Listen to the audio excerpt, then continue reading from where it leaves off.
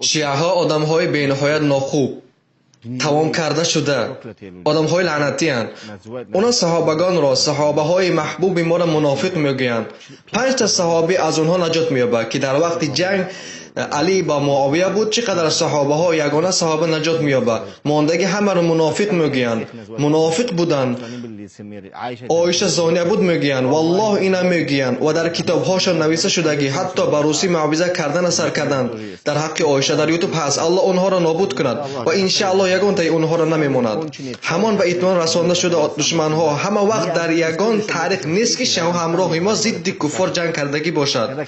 وقتی که کافرها بیاید اونها همه وقت کافرها که ضد ما جنگ کردن سر میکند. به اختیار مثال من عراق امریکانسا هجوم کردند، شواش کردند، همراه امریکانسا در اول امریکانسا شده ضد ما جنگ کردند. سنی ها را میکشتند به طور عادی. پاسپورت و پروا را تفتیش میکردند، اگر نام تو عمر باشد تو را میکشتند. عادی برای که نام تو عمر تو را میکشتند. اینقدر امریکانسا کافرها این خیلی چیزها را نمیکند. والله اونا چقدر چیزا کردند اونجا. 100,000 خون مسلمان ها و فقط یک جنگ در عراق با اونها. چیزی که در سوریه روی میدهد آنها را شیک ها کردستند. علوی ها به اینها مغلوب های تمام شدند. اونها میگن علی الله. والله با گوش های خودم شنیدم. من با آنها میگویم دلیل بیار، اونا میگن صدق الله العلی العظیم. این از دلیل میگن علی نام الله.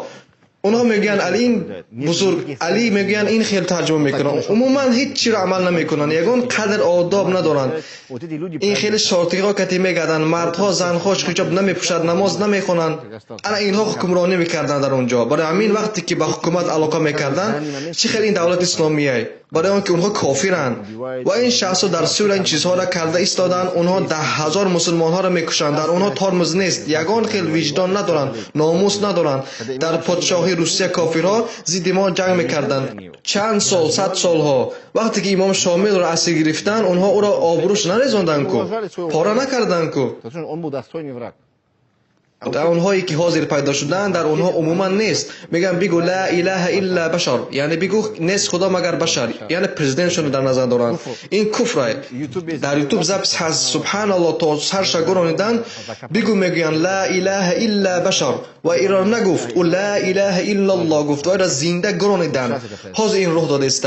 در عراق ایران کرده بودن و کرده ایستادن و حد همیره در سوریه کرده استند.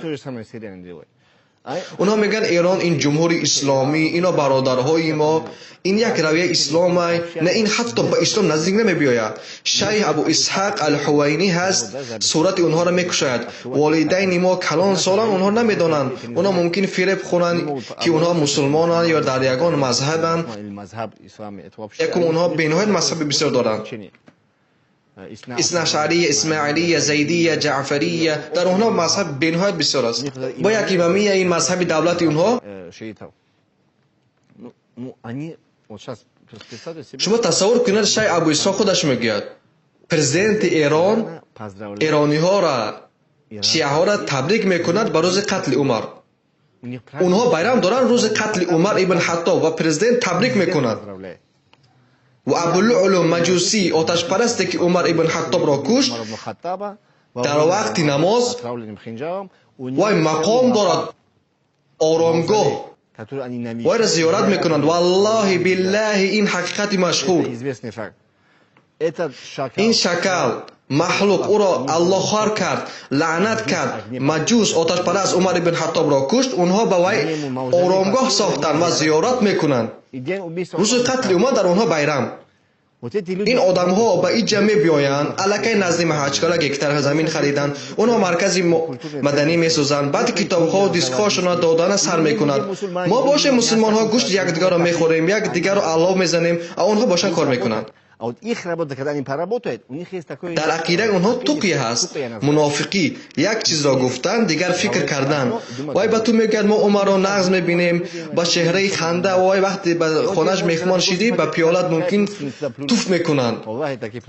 والله اونا توف کرده به تو میتیان، برویت میخندن، از قفات نفرت میکنن. به نهایت دشمن صد وقتی که با چهرت میخندد تو نمیدونی و این خیلی چهره حقیقتش نشون نمیتیه. منافق این امریکانسا فهما پرید آمد برای کشتن ما که وای دشمن ما وای را کشتن در کار خود را حمایت کردن در کار اینهایی که در بین ما تاقی پوشیده مسجد میروند این خیلی دشمن ای کی تو وای را قبیده نمیتونی آبکی مثل خمیلیون نگاه کنید فریب نخورید.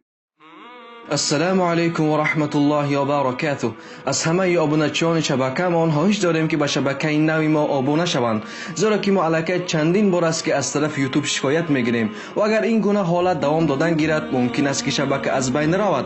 البته همه این از طرف دشمنان اسلام انجام داده می شود، ولی اگرچه ما میخواهید که از نوارهای ما دائما بهره برید و میخواهید که شبکه ما باقی ماند، پس به شبکه احتیاطی ما حتما ابونه شوید.